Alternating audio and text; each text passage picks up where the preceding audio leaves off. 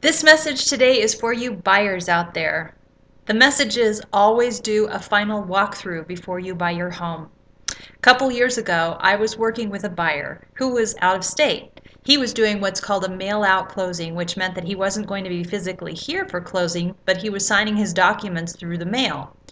I was working as his buyer agent, and so I called and said, David, you need to let me do a final walkthrough just to verify the condition of the home is good before you take ownership.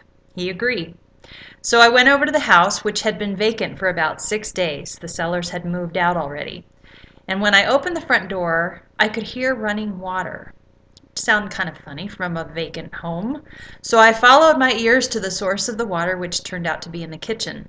I noticed that right below the refrigerator on the floor there was a puddle of water. And I still heard that running water. Sounded like it might be behind the fridge, but I couldn't tell for sure. I grabbed some paper towels and quickly blotted up that puddle, thinking I would just clean it up, turn off the valve, and be on my merry way. Well, as I got down on the floor, the hardwood floor was completely warped and rippled. And it wasn't just under the refrigerator, it was throughout the entire kitchen and into the formal dining room. In fact, the water had saturated the whole main level of the home. The carpets, everything, were soaked. But the worst part, we had a finished basement below us, which meant that all of that standing water had gone from the main level down through the ceiling of the basement below. I rolled up my pant legs and I quickly ran down the stairs of the basement. As I stepped onto that carpeted area, my foot went squish. I stepped right into a puddle of standing water. In fact, the water in the basement was so bad, it was not only standing on the floor, but it was pouring through the ceiling. The sheetrock had already come apart and was hanging off of the rafters. You could see the exposed floor joists up above. Water was pouring through the light fixtures.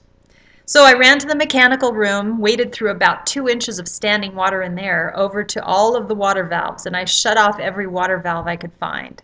And then, of course, I called my buyer, and I said, Mr. Buyer, you can't buy the house today. If he had bought that home without a walkthrough, he would have bought the home along with all of that damage. That damage totaled $26,000. That is why it is so important to do a final walkthrough.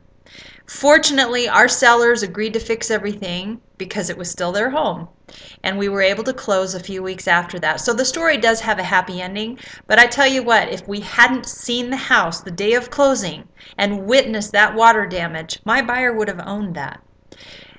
The problem turned out to be something minor. A little tiny water line to the ice maker in the kitchen refrigerator had burst after the sellers had vacated. No one knew what was going on in that empty home. Buyers, this is your warning. Always do a final walkthrough. It's a quick fix for maybe a potential long-time problem. Have a good day.